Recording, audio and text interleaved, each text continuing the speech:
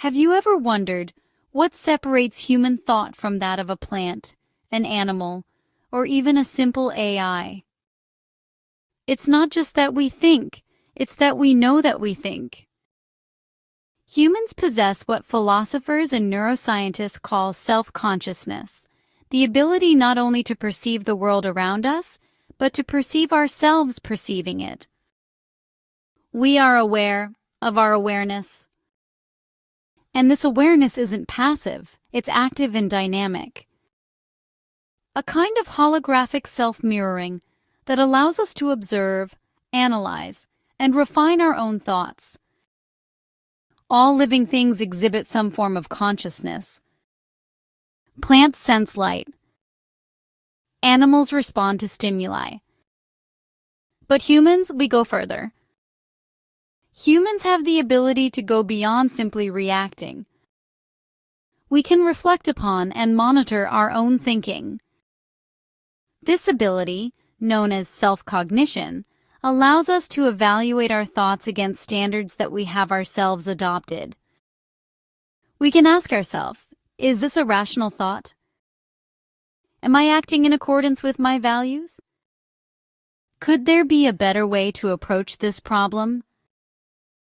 Human consciousness has a very unique, recursive capability of consciousness, which is the mind's ability to observe itself observing, then use that feedback to modify our perception, thought, emotion, and behavior in real time.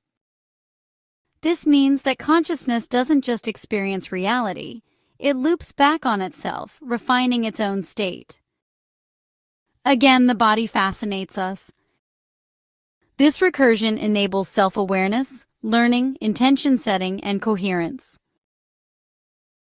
When the loop is stable and synchronized, as in meditation or gamma-dominant states, consciousness becomes more ordered, efficient, and capable of directing our attention and internal regulation, rather than just reacting automatically.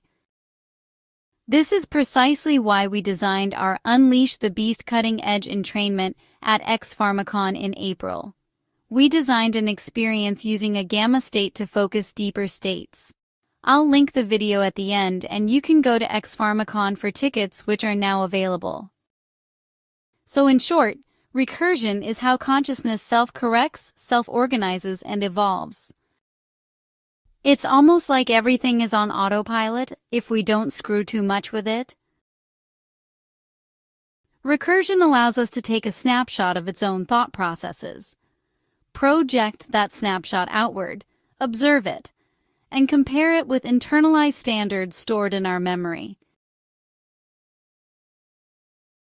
Imagine your mind as a hologram, a three-dimensional representation of both your internal and external reality. Human consciousness can duplicate parts of this hologram, projecting them outward in a kind of mental simulation. Once projected, the mind observes this copy, not just as raw data, but in the context of memory, experience, and the evaluation standards stored over a lifetime. These standards might include logic, ethics, social norms, even purely aesthetic criteria. Then comes the comparison. The mind measures the differences between the projected thought and the memory-based standards, using what can be thought of as a three-dimensional geometry of cognition. This internal spatial mapping allows the mind to sense gaps, inconsistencies, areas of refinement. Finally, the assessment triggers a binary go, no-go pulse, a yes or a no, which feeds into verbal or symbolic cognition. This is the moment your mind produces a thought about itself. I understand this concept. This reasoning may be flawed. This looping, self-evaluative process is what sets humans apart. Animals may plan, remember, or learn, but they rarely reflect on the quality or validity of their own thinking. Plants sense and adapt, but they do not measure or compare their internal processes. Humans, we can ask, do I really know what I think I know? Does my thinking align with my goals or my values? Could I improve the process of thinking itself? The recursive capability of consciousness breaks down when chronic stress, perceived threat, and moral absolutism overwhelm self-regulation. In today's environment, constant exposure to fear-based narratives, outrage-driven media, and algorithmic reinforcement keeps many people in a heightened limbic state where emotions feel urgent and morally justified.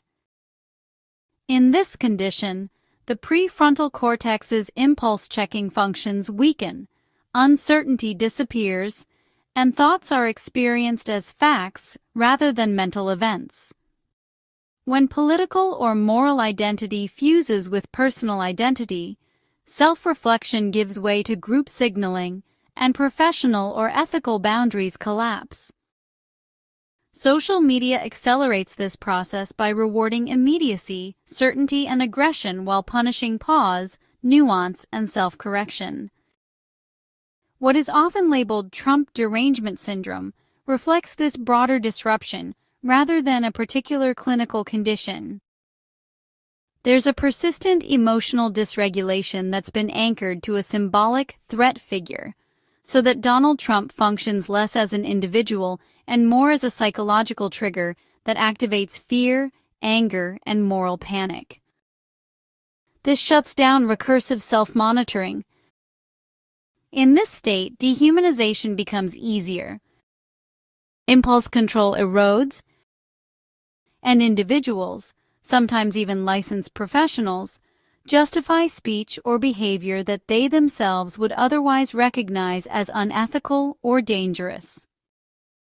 The result isn't merely poor judgment, but a systemic failure of the internal impulse-checking loop, where actions are taken first and rationalized later, often at significant personal and professional cost. It reminds me of a good friend that I had in college who had bipolar disorder and threw her whole college education away with one decision in a manic phase. If you have a loved one or friends that might benefit by knowing this, please share this video with them, not in a judgmental way but in the spirit of achieving peace and moving on to a wonderful new time in history. This capacity allows for conscious learning, ethical reasoning, and the creation of complex knowledge systems. It is also the foundation for advanced innovation, meditation, and even spiritual insight. Understanding this process is more than philosophy. It has practical implications for the future of medicine and for healing. Technologies like medbeds are designed to facilitate cellular or systemic healing and could one day soon interface with our consciousness itself. By mapping self-reflective thought patterns and comparing them with physiological states, such technologies optimize recovery, enhance neuroplasticity, and even guide the mind to accelerate its own restorative processes. Healing will become a dialogue between consciousness and the body, mediated by technology. So, what makes human consciousness extraordinary? It's the ability not just to know, but to know that we know.